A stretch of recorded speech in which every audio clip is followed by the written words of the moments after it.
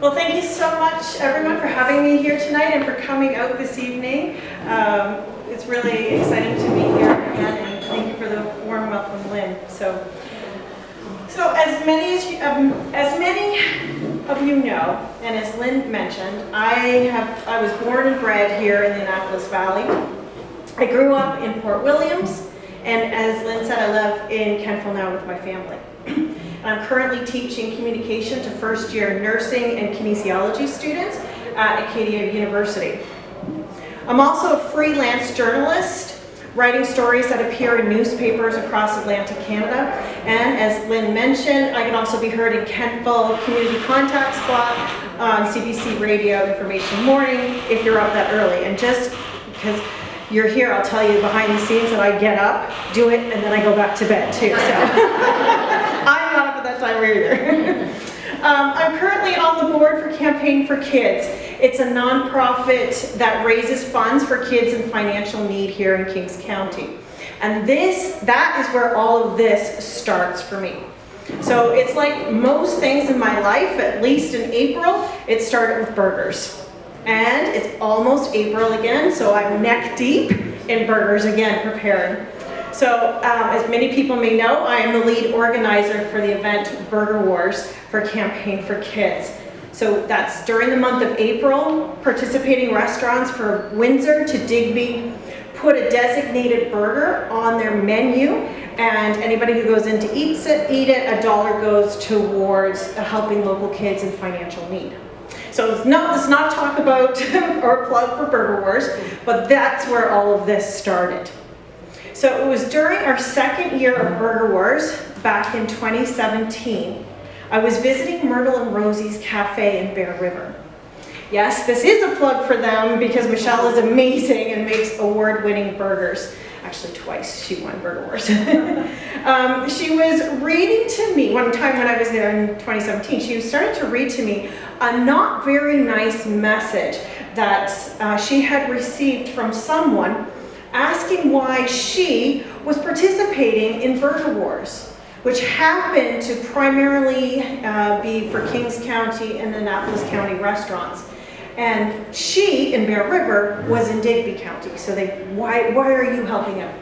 She said, but I'm not. I'm in Annapolis County.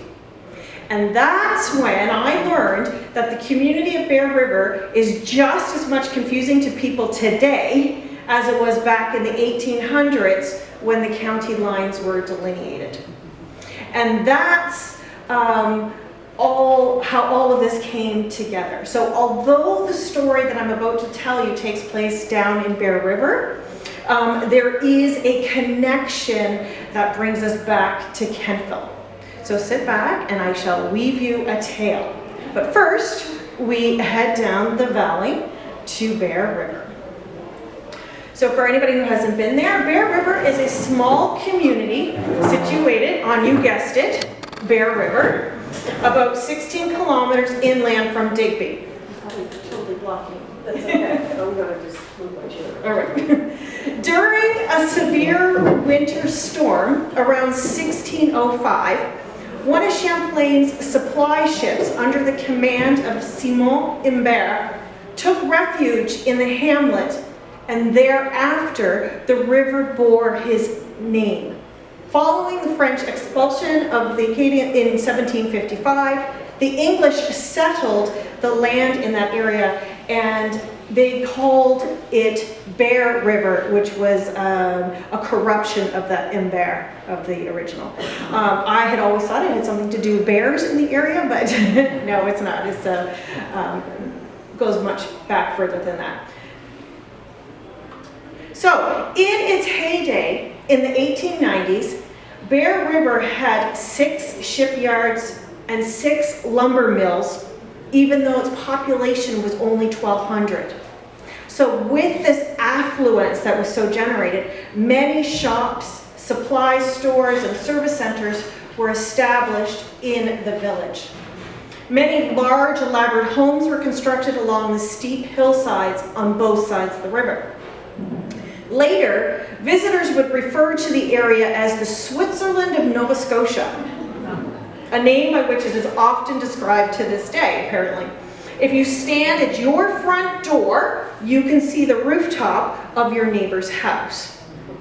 So there's not a single spot where you can get a complete view of the whole town, as some parts of it will always be hidden in the valleys or by the winding river. There are 8 different roads that come into town, all ending at the main bridge. And local legend has it that when the roads were originally built, one man would stand on one hill and another man would stand on the opposite hill, shouting back and forth while the workmen laid out the road between them. Who knows? It's plausible. If you've been to Bear River, you might begin to think it's true. But right outside of the town is the Bear River's First Nations, which was established in 1820. Further beyond that, the town industrial leaders, the Clark brothers, owned a clothespin factory. Here they made things like clothespins, dowels, washboards, berry boxes, and their products went all over the world. So if people weren't working in the community, in the shipping industry, well then a lot of people went out there to the Clark brothers factories to work, or they were out logging in the woods. So as I mentioned earlier, Bear River runs through the community of Bear River. Going across the river is a bridge. The bridge is an integral part of the community and is actually a part of the commercial space in town. Many businesses were built out over the water on the edge of the bridge, being situated on stilts. So it makes the most use of the flat surfaces in town. It also became a key place where the community congregated, as that was where the general store was, and now where you find the cafes and the coffee shops. However, in 1837, the government needed to draw boundaries for what was to become Annapolis and Digby counties. To make a straight line, this political boundary went straight through the community of Bear River, with the river and bridge becoming the dividing line. Let's see, right, straight. Makes a nice straight line. So anything on the eastern bank of the river became Annapolis County, while anything on the western became Digby County. So going back to Myrtle and Rosie's Cafe, they're on the eastern side of the bridge and hence are Annapolis County. So at one point in time in history when this was happening, there was talk of creating 2 separate villages and giving each half a distinct name. The Annapolis side would be called Bridgeport and the Digby side would be called Hillsburg. What therefore God hath joined together, let no man put asunder. So Bear River remained and remains in 2 counties still to this day. So having a village in 2 counties was confusing back in the day, and as I said, can still be confusing to outsiders today. It also makes doing historical research a lot more challenging, which I will get into that in a bit too. So let's start talking about the story. This is all the setting for the story I'm about to tell you. And this story takes place between January and August of 1896 in the community of Bear River. It is the subject of my 3rd novel, which was published by Moose House Publications earlier in the fall. For reasons you're about to understand, I have called it Footprints in the Snow. Now, I just said my 3rd novel, and for those who don't know me, I'll just give you a little bit of a background. So I am the author of 2 other creative nonfiction novels, Two Crows Sorrow and Rooted in Deception. And I love creative nonfiction. But there's often some question, what does that mean? What is creative nonfiction? Well, basically it's a true story told creatively. Everything that happens is true, but it's woven together creatively to read like a novel. So I use my inferences or best guesses and theories to kind of fill in some gaps, to make some of the conversations or some of the descriptions as well. So it is a true story. So how did I get interested in this creative nonfiction?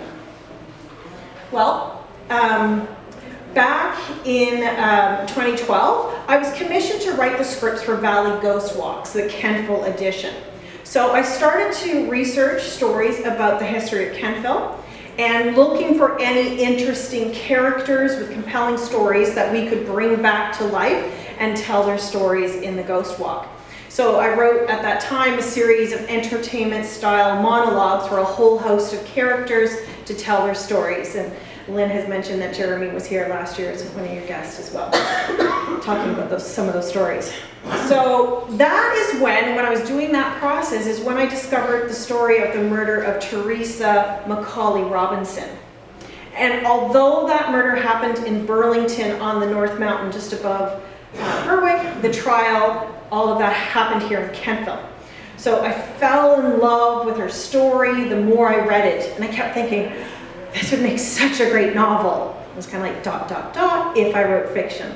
I mentioned I'm a journalist, I don't write fiction, so it was a little bit outside of my box. So I attended the Georgetown conference in PEI a few years ago as well, and the keynote speaker said, "What would you do if you were not afraid?" And that sentence stuck with me, and I said, okay, I know what I would do. I would sit down and try to write this book, and that's what led me to doing that. I stepped outside my box, and I wrote Two Crows Sorrows, and spent a lot of time doing the research into archives and newspapers and trial transcripts to get it. So just as a brief summary of what happens here, because this is going to come back into play in a bit, it all does connect. Two Crows Sorrow is about the life of Teresa Macaulay Robinson, a woman who lived on Nova Scotia's North Mountain at the turn of the century.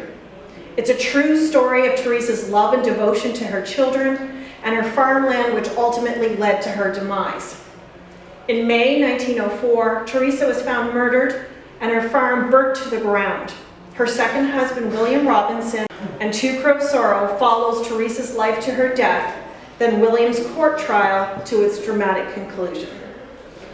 So after I wrote that book, I never thought I was going to write another book after that one, but I kind of caught the writing bug and started thinking about what I could possibly write about or research next.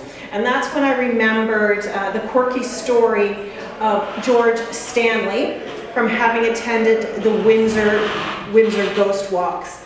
That is a character that I didn't write those scripts, but he is a character that appears there.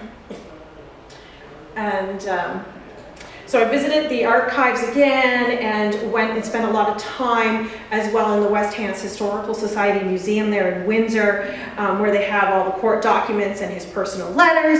And for anybody who likes the macabre, they actually have the noose that was used to hang him as well. That's at the museum too. So, and that book became my COVID project because I was left with all this research and a whole lot of time. So, Rooted in Deception became that project. So this is the gentleman here. So based on real events, Rooted in Deception is the story of a down-on-luck con artist from Ireland whose charisma took him all the way to 1906 rural Nova Scotia. At some point, the deception goes too far and his story ends in grisly murder. So the novel tells the story of a likable villain. In the end, the reader is left wondering, did he really do it? So this is a story again from 1906 from Eller's house outside of Windsor. And what was exciting about doing the research and writing for this book was, as I said, he came from Ireland. And that's a whole talk in itself, this whole book. But just briefly, my husband and I went over to Ireland 2 years ago, and I did a book tour there. And we went and visited all the jails that he was a fine guest of across Ireland. He was in 5 different jails, and we went and visited them. And those are some of the places that he was a guest. So anyway, that's another great Nova Scotia story as well. So now I'm typecast. There is nothing better than a good murder story, and you should see my Netflix recommendation for you list. Yes, and my husband says he sleeps with one eye open. So after that, I was thinking, okay, what do I want to research? And I love the research part of it. So I thought, what do I want to research next? And that's We're now back to Bear River when I remembered the story from Bear River. And that came to my mind for a couple of reasons. So several years ago, I read a book by the Canadian forensic scientist Deborah Pomar called The Lynching of Peter Wheeler. And this was well before I thought about writing any books or writing in this style. I had read all of her books. And she takes old cases, she's a forensic anthropologist, forensic scientist, she takes old cases and reviews them with modern lenses. It's a non-fiction book, and she goes through the evidence and what you can tell, and that was one of the books that she had written. I did not reread that book before I wrote mine because I didn't want to be influenced by hers, but it is a fabulous, fabulous book. So then, also at that time, I discovered, when I was writing Two Crows Sorrow, there is a part in the book where William Robinson, who was accused of murdering his wife, mentions the story of Peter Wheeler. And I'm going to come back to that in a bit, so just pin that. But when I saw that in my research, when I was researching Two Crows Sorrow, I was like, I went down a very big rabbit hole about the Peter Wheeler case in order to understand what William Robinson was talking about. And so that is why that story came to mind. So like writing my other novels, to do the research for the Footprints in the Snow, I visited Acadia Archives to go through the microfilm for all the newspaper articles of the time, visited the archives of the Digby Admiral Museum to find more newspapers, more information, sent away to the Supreme Court Library Council Canada to get the Supreme Court trial transcript. So I have the word-for-word transcript of all the trials. I also went on a tour of the murder site to kind of get a sense of the area. Going back to Michelle from Myrtle and Rosie's Cafe, her husband Blake also grew up in Bear River, and he happened to be an Outback tour guide, which was very convenient, and so he took my husband and I on a hike up through the woods to find out where the foundation of the house was and where everything was that took place. Blake also hooked me up with his father, who's the unofficial historian for the village, and so I was able to ask him lots of questions. And it was fabulous because everybody was so welcome, so open, shared lots of stories, so I could really get a great sense of it. So like with the other two books, I use the creative nonfiction style again. And when I start writing, I go through these newspaper articles, I go through the trial transcripts, and I start making a timeline of when I know what happened. And then I can go through and recreate the scenes. I read the trial transcript, so if in the transcript they're talking about a particular scene that happened, like a memory that they're recalling, that they're testifying to, I can take that memory and go back and write a scene because I know what they said or what several people said about that situation, and I put that together, and that's how I know what happened and who kind of said what or felt what at the time, and that's how it all happens. So that's where we are today. So I'm just going to tell you a little bit about the story of what we're talking about today. On the morning of Tuesday, January 28th, 1896, 26-year-old Peter Wheeler goes up to Annie Kempton's house to get some milk for the household. And if you can see, there's on the table there, when we turn the lights on afterwards, you might be able to see it better, but that's a picture of Peter Wheeler there on the table. So Peter Wheeler goes up to Annie Kempton's house to get some milk for the household. You see, Tilly had a relationship with the Kemptons, and Peter Wheeler was living with Tilly. And Tilly helped look after 15-year-old Annie. Times were tough, and although the Kempton family was fairly well off, they had fallen on hard times. And to make ends meet, Mrs. Kempton, Annie's mother, would go to the Boston States to stay with her daughter, who had moved there, and she would be paid as her daughter's housekeeper and to help look after the children. And Mr. Kempton, Annie's dad, as was common practice in the village, like I mentioned before, he was out logging in the woods. So this would mean that Annie was often left alone for long periods of time while her parents were away. And so Annie was 15, almost 16 years old, and she was the youngest of all her siblings who had married and left home. So with both of her parents being away, Tilly, who lived at the bottom of the hill, would often come up to stay with Annie, look after her, make sure she was safe, help with the meals, the farm chores. And as a thank you or a symbol of this relationship, the Kemptons provided Tilly with fresh milk whenever she needed it. And so because Tilly was close with the family and was there so frequently, so was Peter Wheeler, because Peter was living with Tilly. There was a few times when Annie was spooked that Peter would go up and check the house or help her get in when the door latch got stuck. He knew Annie well, and it would seem she trusted him. Tilly, on the other hand, had a bad reputation in town. First of all, she was French. Not to be trusted. And to make matters even worse, she had 4 children and no sign of there being or ever having been a husband. A harlot. Plus, she had Peter Wheeler living with her, and that could only mean sinful activity, or having connections, is what they called it at the time. So then, to throw more salt on the wound, Tilly was a strong woman. She was not afraid of the townspeople, she spoke her mind, and she didn't hold back. She was fiery and sassy, and the community called her a viper. Probably behind her back, because they would have been too afraid to say it to her face. Needless to say, I like Tilly. But you can get all of this from the trial transcript. Her personality just pours off the page.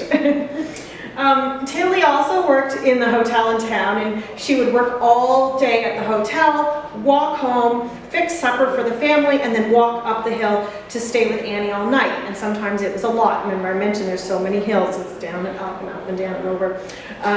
So before we get to the scene of the murder, we need to go back a day. Monday, January 27th, this is the homestead here. Off to the left here.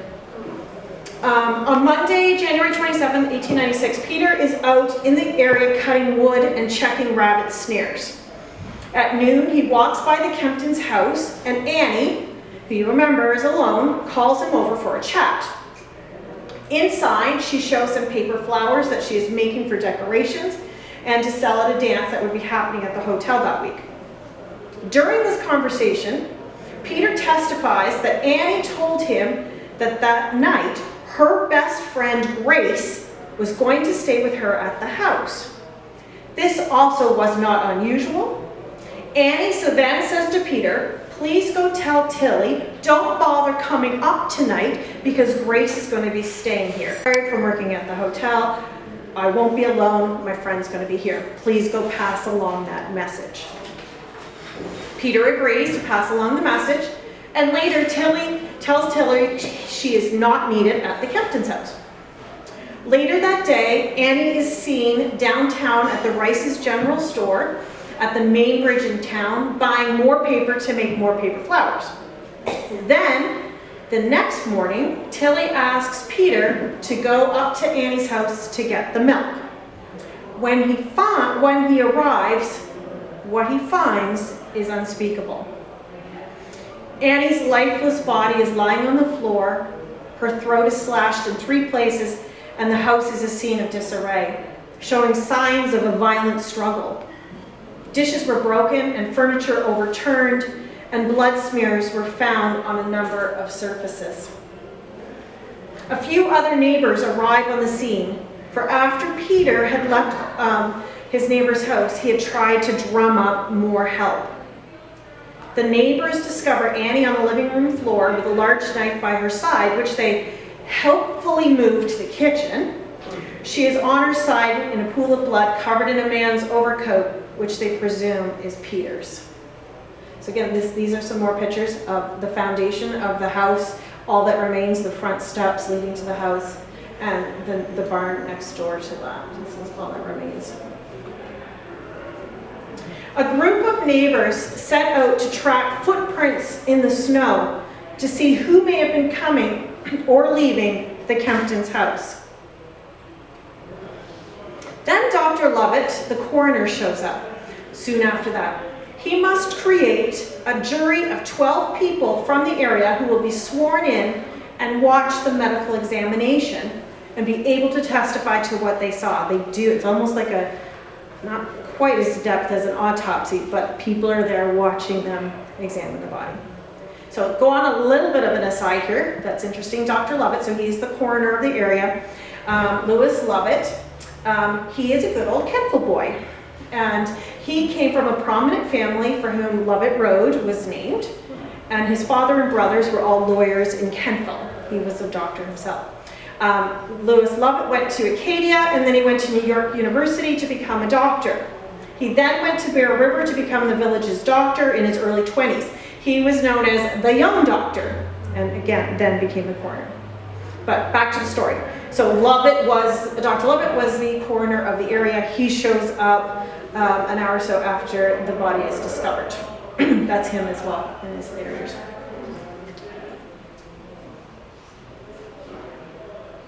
So, although he showed up at 9 a.m. that morning, only 2 hours after the body had been discovered, Dr. Lovett decided not to check the temperature of the body until later that afternoon when the jury had been summoned, sworn in, and were already in place. By this time, too, Annie's body had been moved from the scene of the crime to be examined elsewhere and brought back again. The supposed murder weapon, the knife, had been moved, and dozens of people had trampled through the house, viewing the spectacle for themselves like a living museum. And it's also unfortunate to note that this was 1896.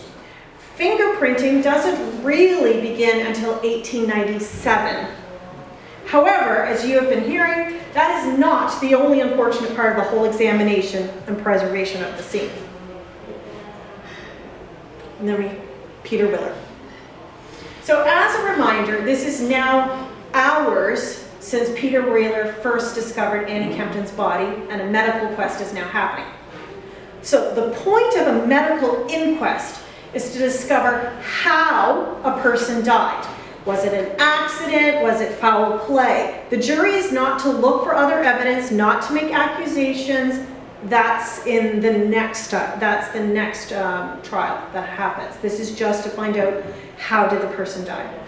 So it may be the nervous excitement of the day. It might be because they're in a rural community in Nova Scotia that has rarely seen murder before. There is another case of murder in Bear River, but that's the story of an abusive husband on a rampage, and an awful story for another time. But suddenly, the medical inquest takes a shift when someone suggests that Peter Wheeler committed the murder himself. After all, he was the one only the day before who had told Tilly not to come and stay the night. He knew she would be alone, or he had created the situation where she would be. And he was the only one, and he was the very first one who discovered the body. You see, when Annie's body was discovered, she was on her side in the fetal position. The cuts on her throat were not visible without moving her. And Peter testifies that when he found her, she was actually on her hands and knees with her forehead to the floor. If anybody does yoga, it's like the child's pose. And he turned her and rested her on the side. But the community isn't buying it. No one has expertise otherwise. But still, so this is just a section from the manuscript from the book. There are 2 points I still cannot shake from my mind, said the jury member. The first is that Peter is the one who gave the message to Miss Tilly Comeau. Peter told Miss Comeau that Grace Moran would be going to the house to spend the night, so she need not bother going up. Therefore, Peter knew that Annie would be in the house alone. This would establish a great opportunity for himself. Secondly, when Peter announced that Annie was dead, he said her throat was cut. However, as 2 doctors and several witnesses have already determined, because of her position of her body, it was impossible to see any cuts on the throat. How did he therefore have this knowledge? Just as another interesting kind of Kentville aside here as well, when I go through any of these trial transcripts, especially the medical parts, I have on my speed dial and my text is Jake York, married to Gillian York, many of you may know as well from town. Jake is the medical examiner for Nova Scotia, and so that's his job, is to figure out all of these things. So I'm always sending him bits like, what does this mean? What does this mean? And what he said, well, if somebody's on their side with a pool of blood around their head, it's pretty obvious that what the injury may have been from, right? So a lot of things were read into this situation here. And just like that, Peter Wheeler was arrested for the murder of Annie Kempton. Now, there's another piece of information that I need to tell you that's important about Peter Wheeler. He is a CFA. So, anyone not a CFA may know what a CFA is. It's a come from away, right? A CFA, a come from away. He wasn't from Bear River. In fact, no one really knew where he was actually from. Some thought Australia or England, but they weren't sure. His skin was a different color too. Turns out he was originally from Mauritius, an island off of the coast of Africa to the east of Madagascar in the Indian Ocean. And Mauritius is a multi-ethnic society with notable groups of people of South Asian, notably Indian, Sub-Saharan Africa, European, white European, Mauritian, Chinese descent, as well as those of a mixed background and any combination of all of these cultures and backgrounds. So he wasn't black, but he also wasn't white. And he certainly was not from Nova Scotia. And to add insult to injury, he had the audacity to live with Tilly, the unmarried woman of Ilberview. He was an outsider. That's a drawing of Peter Wheeler from the newspaper. A heinous crime could certainly not have been committed by one of their own. That wasn't possible. At first, word had come in at the start of the inquest that 2 suspicious Italians were arrested in Annapolis, but turns out they were innocent. So thoughts went to the First Nations Reserve, but quickly landed on Peter Wheeler. Peter Wheeler was guilty, and there was no other answer, and there was no turning back. With more witnesses to call, and the crowd in the Kempton house growing bigger, it was decided to move the remainder of the medical inquest to the large room of an upstairs hall used for community events. This hall was located near the bridge on the Annapolis County side of the village. Here, they continued to interview witnesses and gather more evidence against Peter. As one newspaper reported, it seemed that no other quarters were to be explored. Now, this story is about to get a whole lot more complicated legally speaking. So as I mentioned before, Bear River is split between Annapolis and Digby counties. So during the course of the examinations, they would often move from building to building. They started in the Kempton house on the Digby side and moved to the larger hall on the Annapolis side. Within 2 weeks, a preliminary trial is held at the Bear River Exhibition Hall, which is here. Today, it is known as the Digby County Exhibition, emphasis on Digby County. The aim of this trial, the preliminary trial, is to see if there's enough evidence to proceed with charging someone with a crime. In this case, the murder of Annie Kempton. So a jury was selected and the judge was in place. Then the testimonies began. Everything was going well until Dr. Lovett took the stand to report on what he had testified the week before at the medical inquest. Dr. Lovett had officially testified on the second day of the inquest, on the day when the location had been changed to the community hall that was located on the Annapolis side. "Objection!" shouted Wheeler's lawyer. The evidence presented at the inquest was done so in a different county to where we are today. So the inquest had started at the Kempton House in Digby, finished in Annapolis, and this was the trouble with having a county line going down the middle of the town. It's a clever tactic by the lawyers. No one had anticipated this. The evidence was not allowed to be introduced, along with several other key witness statements, all because they were collected in a different county. That testimony wasn't needed anyway. Minds were already made up. And to top it off, in comes Nicholas Power, a detective from Halifax, who comes to investigate despite actually not having any real experience. Some say that he was just a product of his time, and that's how police work was done in the late 1890s. They're just getting established. However, I've also read a book all about Detective Power called The Bad Detective by Bob Gordon. He doesn't hold back. Regardless, Detective Power is sent from Halifax to Bear River.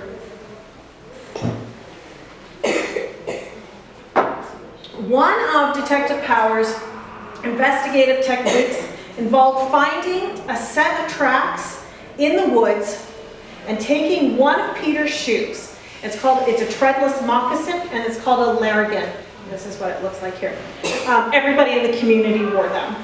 So he took Peter's shoe and found a set of track in the snow and put his hand inside the boot and pressed it down next to the footprints in the snow. And they basically matched, and therefore, based on the footprints in the snow, Peter Wheeler must be guilty. With mounting evidence, there was no need to investigate elsewhere. So, let's bring it back to Kentville. How does Kentville come into all this? I promised that it would. It was a long time getting here, but we're at the Kentville part. So, when it came time to holding the Supreme Court trial, Wheeler's lawyers argued that the trial could not be held in Digby. Thanks to the media, there was too much bias against Peter Wheeler. The headlines. Being a member of the media myself, we have to be aware of what we write and the power of words. At the time, a salacious headline sold newspapers, and selling newspapers made you money, and top of the game, allowing you to make more and sell more newspapers. They gravitated towards headlines like, Bear River startled this morning, the details are sickening, worst that Digby County has ever seen, and there have been few more revolting crimes in the rest of Canada. Or, the coroner's verdict on poor Annie Kempton, the jury pronounced it murder and suspect Wheeler. That was just after the inquest. Without evidence or investigation, minds were already made up. The newspapers helped make sure of that. And I like to think, are we any different today?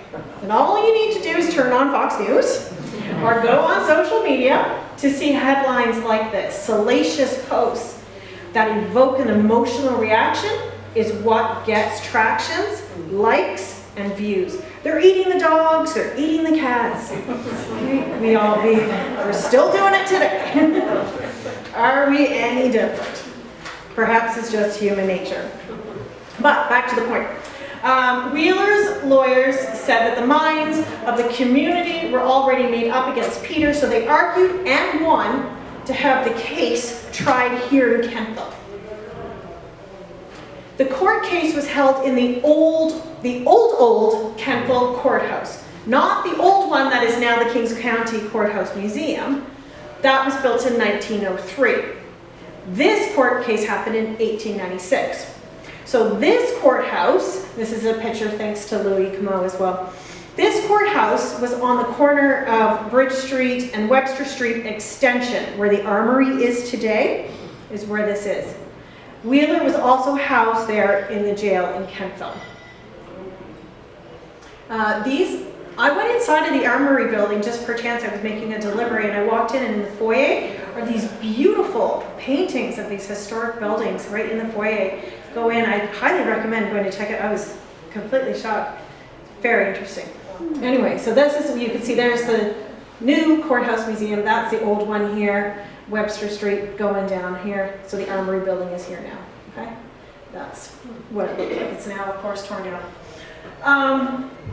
So regardless of the new location, the jury still found Wheeler guilty of the murder and was ultimately hanged in Digby for the crime. The trial of Peter Wheeler must have made quite the impression on people's memories because it comes into play 8 years later. You see, during Wheeler's trial, there was a mishap. In the middle of the courtroom, there was an old wood stove. And this trial happened in June as well, which is important to note. In the middle of the trial, the stovepipe connected to the old wood stove comes crashing down and hits Peter Wheeler in the arm and sends soot flying everywhere. Okay? Then, in 1904, William Robinson, who I mentioned before was accused of murdering his wife Teresa, which is the subject of my first book, William Robinson's trial took place in the new Kentville Courthouse, which is now the Kentville Courthouse Museum. And on one of the days of the trial, there was a terrible, terrible rainstorm. And all of a sudden, a big gust of wind comes along and rips the cupola off the top of the building and sends it sailing through the air and tumbling to the ground. This is all true. It's all true. Unfortunately, no one was hurt.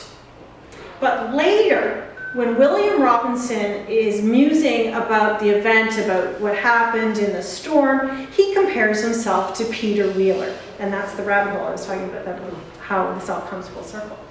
So during Wheeler's trial, the stovepipe falls down, hits Peter in the arm, and he was proven guilty.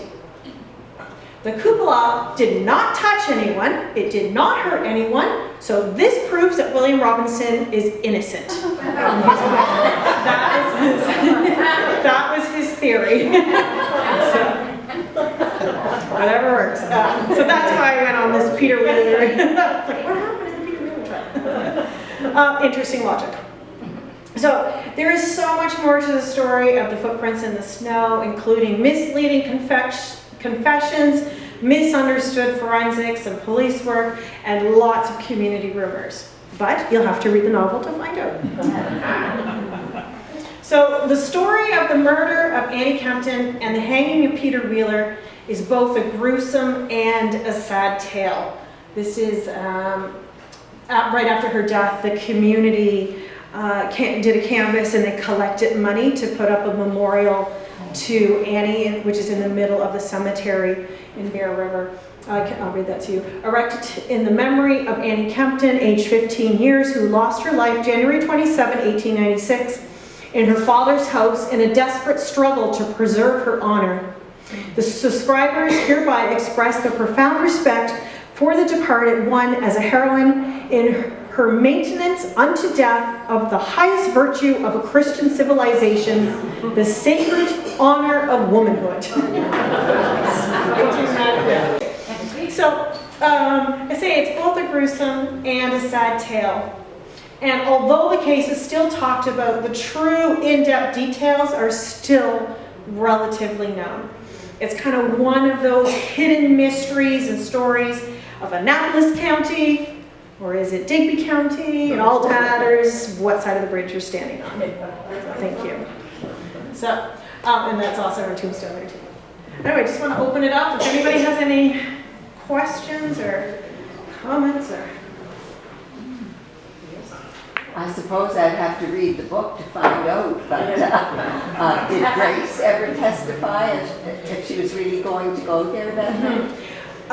Yes, she did. And I'm going to say something, I will come to a point in a second. In the village of Bear River, Morayan is one of the most common last names. And there are about 5 or 6 girls around that same age with the same last name. So Grace did testify that no, she was never planning on being there. So I won't tell you one of my theories, but I'll tell you the second theory is that maybe he got the wrong name.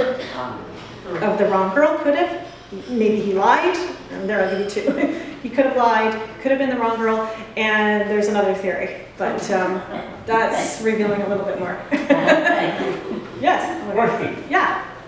Where was the hanging that took place for the perpetrator of the heinous crime which happened on the North Mountain?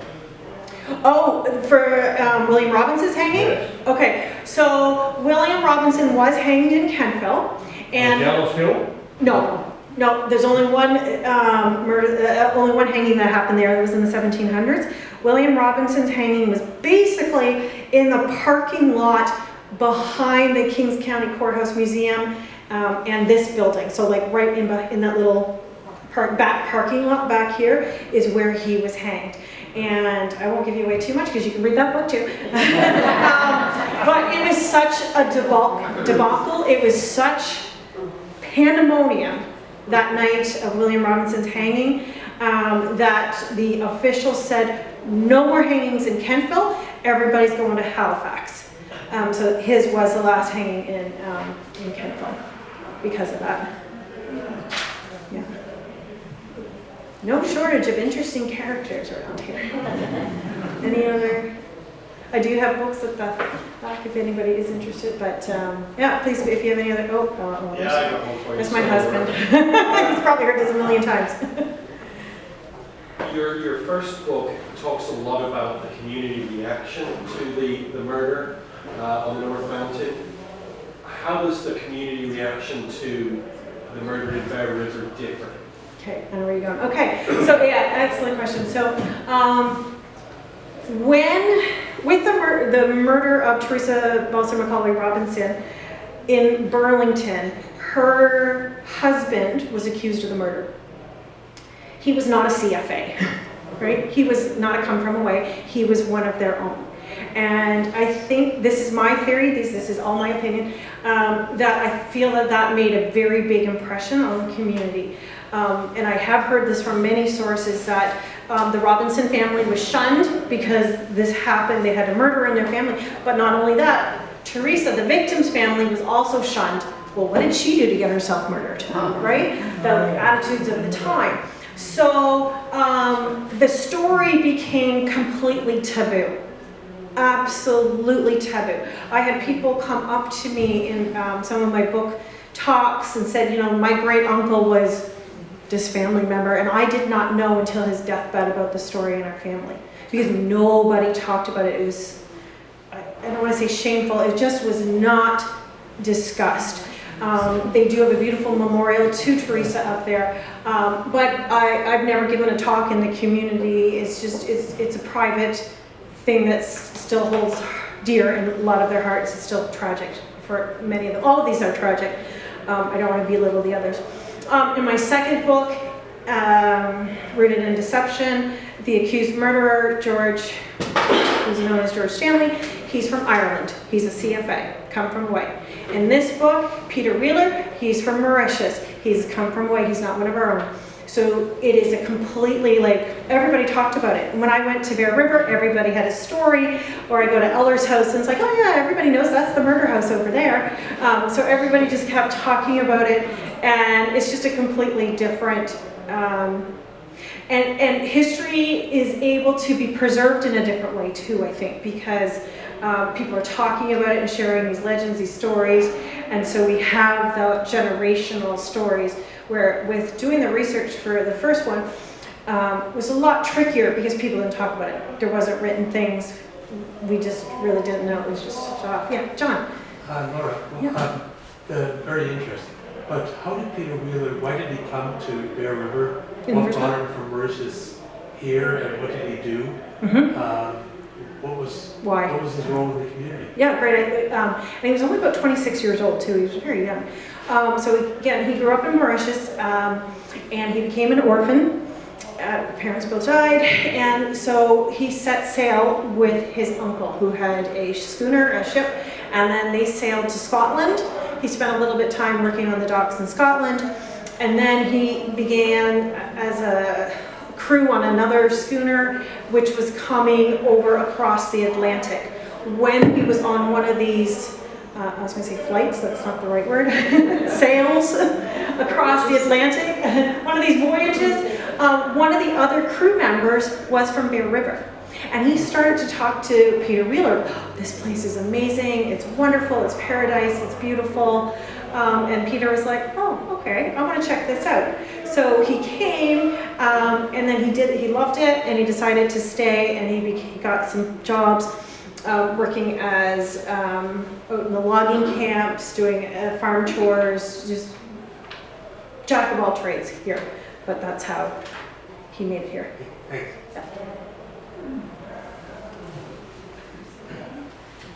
I read all three of the books. And in answer to his question, that first one was actually kind of a cover-up too, because it's harder to discover the body. Because it was the fire, right? Yes. And the other ones were very obvious. That is yes. Won't go into too many gruesome details. I honestly have to try to cap. I have a different filter for myself. But yeah, you're right. The body in the first one, there could be some question about the death and the murder and things that there was a big fire. So a lot of evidence and things was burnt down too. So yeah, there's multiple. You're right. Good point too. Wow. All right. Thank you very much.